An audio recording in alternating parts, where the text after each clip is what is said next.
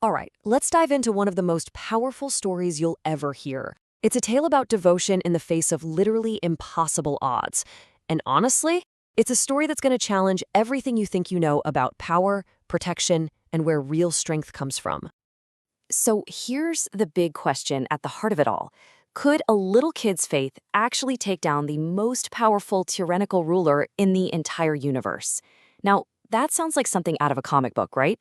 But the ideas at the core of this story of Prahlada Maharaja are, well, they're incredibly profound. So on one side, you've got this king, Hiranyakashipu. This guy, through some serious effort, gained so much power he conquered, well, everything. The entire universe, and he was absolutely convinced that he was the only god worth anyone's time. And then on the other side, you have his own son, Prahlada. He's just 5 years old, and his only real treasure?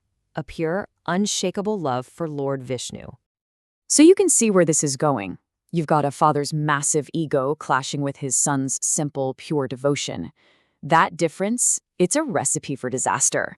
And it sets the stage for a conflict that is truly terrifying. Hiranyakashipu is just furious. I mean, absolutely enraged that his own son won't worship him as the supreme being. So what does he do? He tries to kill the boy. And we're talking horrific stuff. He has Prahlada thrown into raging fires, tossed off cliffs, attacked by his own soldiers, anything he can think of to either break his faith or just end his life. But here's the incredible part. Nothing works. Prahlada survives every single attempt. And he's not even scared. He stays completely calm, his mind and his heart just fixed on his love for Lord Vishnu. It's like he's protected by this invisible force field. And you can probably guess, this just made his father even more furious.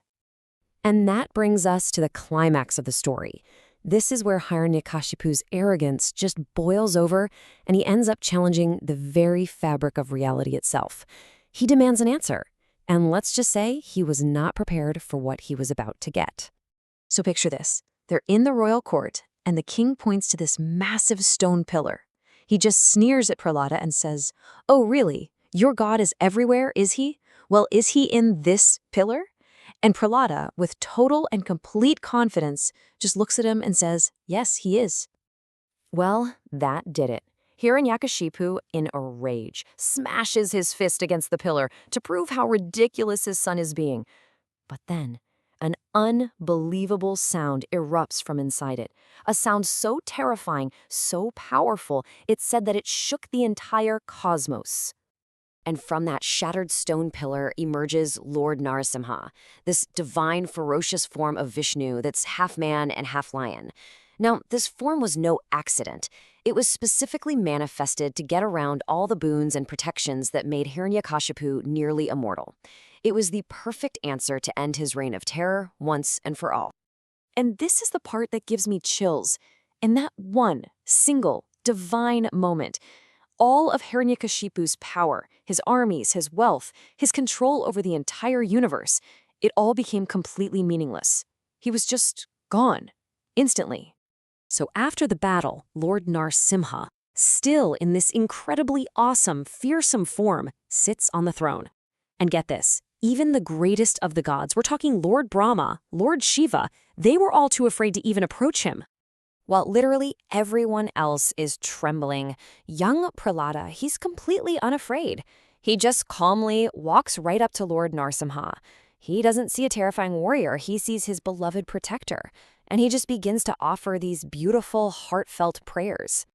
And one of the most profound things he says in his prayer is this. He explains that the Lord isn't impressed by your wealth or your power or your education or any of that material stuff. He's only truly pleased by one thing, pure, heartfelt devotion, bhakti, the very thing that Prahlada himself was the perfect example of. So really, the whole point of this epic, incredible story comes down to the lesson that Prahlada teaches us, both through his experience and through what he says in his prayers. His story really makes you stop and think, doesn't it? It asks us to consider, where does real safety, real security actually come from?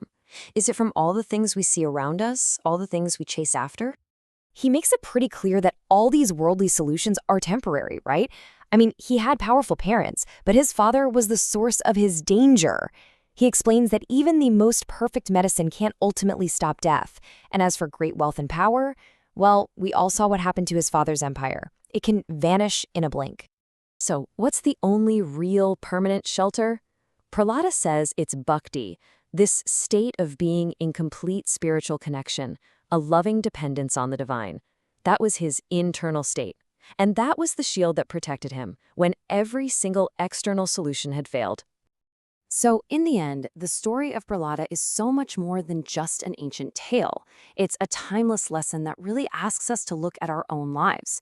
It pushes us to consider what we're putting our faith in, and when we're faced with the impossible, where does our true strength really come from?